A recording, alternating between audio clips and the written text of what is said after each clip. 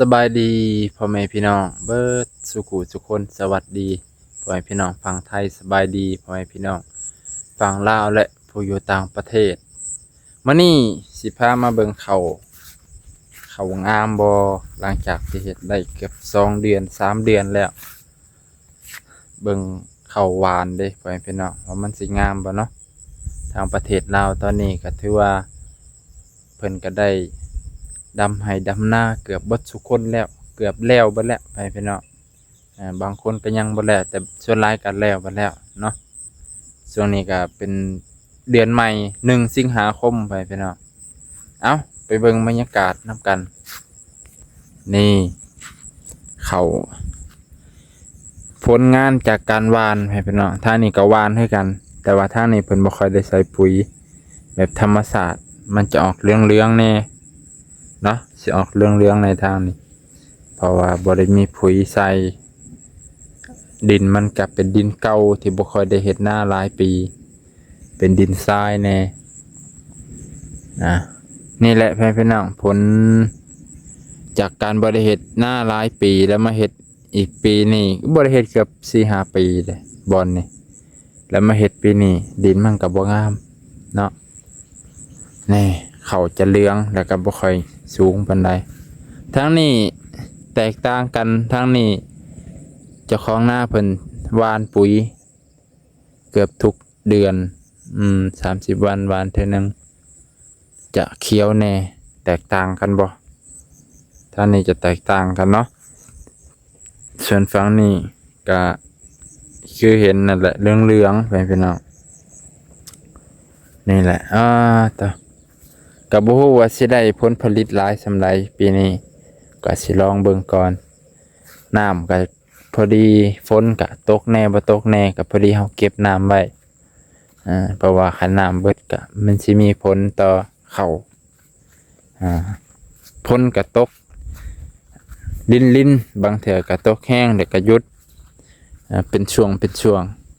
คือเขาช่วงนี้บางบอนเหลืองเด้พี่น้องบอนนี่จะเหลืองเหลืองบอนเหลืองบอนนี่ที่สำคัญเฮายังบ่ทันกำจัดหญ้าเฮายังบ่รู้จักวิธีการกำจัดหญ้าตั้งแต่เบื้องต้นปีหน้านี่สิว่าสิแบบเฮ็ดคักๆว่าปีหน้าสิเฮ็ดคักๆกว่านี้เพราะว่ายังเฮาสิกำจัดหญ้าไถแล้วก็ฉีดคุ้มหญ้าไว้บ่ให้หญ้ามันขึ้นปีนี้เฮาบ่ได้ฉีดคุ้มเด้มันก็เลยเป็นจังซี่ไปพี่น้องนี่คือทางในแห้งเหลืองเลยเขาแบบบ่มีวิตามินว่าเลยว่าซั่นซะจะเหลืองหมดเลยพี่น้องหลายไฮเติบได้ไฮนี่ก็เกือบ50 เมตรพุ่นแหละตามเบิ่ง50 เมตรได้อยู่ได้นี่พี่น้องแต่นี่ก็สิเหลืองแน่เขียวน้ำก็รู้สึกว่ามีหญ้าหลายหญ้าก็รู้สึกว่ามีหลายพอสมควรยังบ่ทันกำจัดหญ้าออกอยู่บนเขียวงามก็มีได้พี่น้องคือแถวต้นไม้เนี่ยมันสิคอดีพี่น้องเขียวนะบอนนี่ปุ๋ยมาจากต้นนี่เขาจะเผามันจะเขียวงามแถวต้นไม้มันหับปุ๋ยจากใบไม้ที่มันเปื่อยสลายมันก็เลยได้ปุ๋ยนะโอ้พี่น้องของเฮายังแต่บ่ทันลกหญ้านี่แหละก็มันคุมหญ้าก็คุมบ่อยู่หญ้ายังปงขึ้นอยู่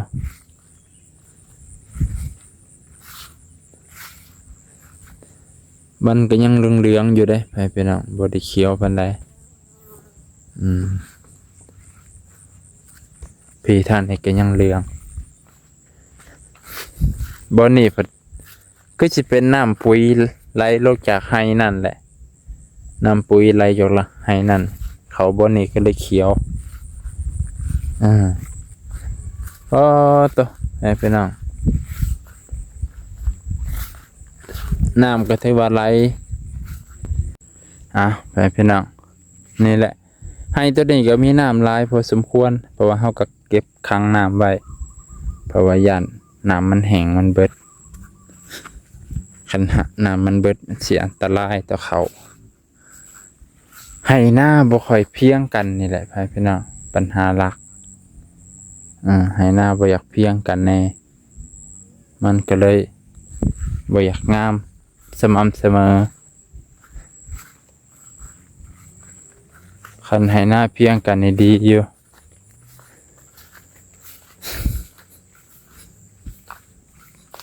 พอบ่ได้ปรับเนาะบ่ได้ปรับมันถ้าปรับนี่คือสิดีอยู่พี่น้องทั้งนี้แห้งบ่ได้เฮ็ดหลายปีเลยมันขาดจนเป็นห้องมาเลยนี่เป็นห้องบ่ได้ป่านมัน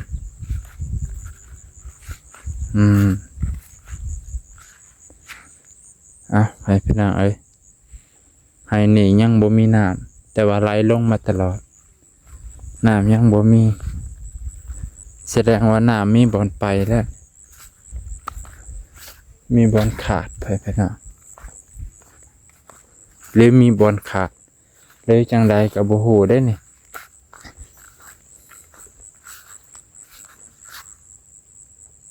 โอ้แต่ว่าทั้งโอ้มีบอลขาดอีหลีนี่เด้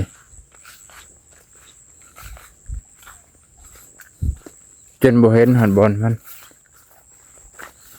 มันทะลุโอ้นี่เด้ไปพี่น้องตกใจนกเบิดมันมีมองทะลุได้นี่บอลได้บอลหนึ่งเลยนี่โอเคพี่น้องมันเป็นหูมองนี่เป็นหูบนนี้มันทะลุหอดไปเลย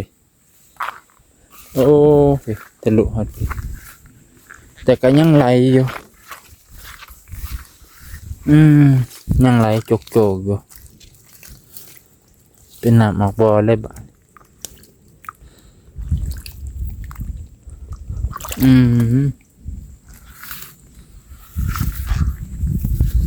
มันไปสอดบ่อนไหนเนาะบาด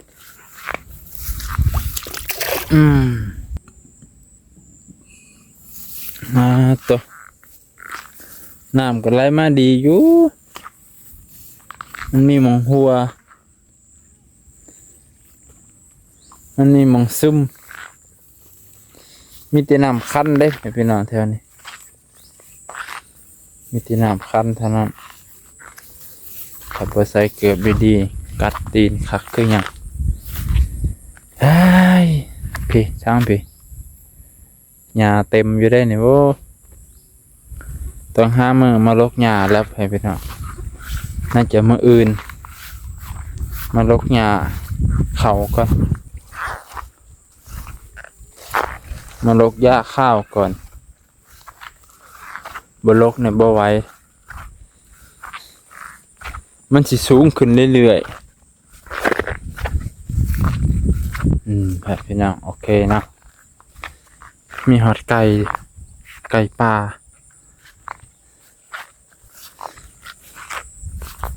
เป็นเลี้ยงไก่ป่าท่านี้กันเริ่มดีแล้ว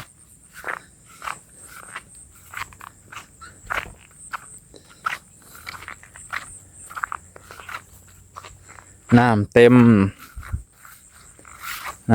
แบบนี้ก็คักอยู่เรื่องหญ้าในบ่ต้องว้าวโอ้เพิ่นก็ไหลออกอยู่ได้พี่น้องไหลอยู่กลางมันจะเหลืองแน่เพราะบ่มีน้ำนะฝั่งนี้จะเขียวมีน้ำก็เลยเขียว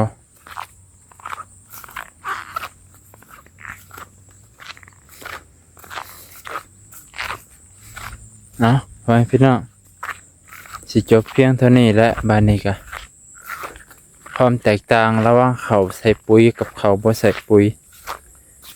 กันแน่นอนเลย ตัวใส่ปุ๋ยสีเขียวแถวนี้มันจะมีห่มแน่ก็เขียวงามแถวนี้แห้งดีไกลต้นไม้นี่รู้สึกว่าแห้งเขียว มันได้ปุ๋ยจากใบไม้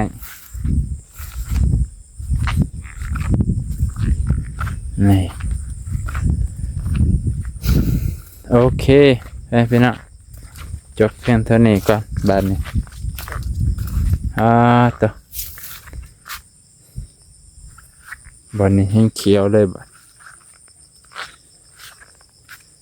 เก็บน้ำไว้บ่ให้มันไหลช่วงนี้บ่แน่บ่นอนกับฝนปานใดบัดตกบัดบ่ตก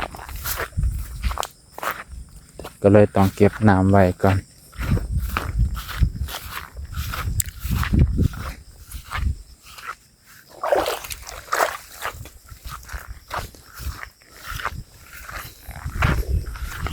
โอเคเพื่อนพี่น้องจบเพียงเท่านี้ก่อนเบิดทุกคนที่รับชมขอบคุณขอบใจขอบพระคุณ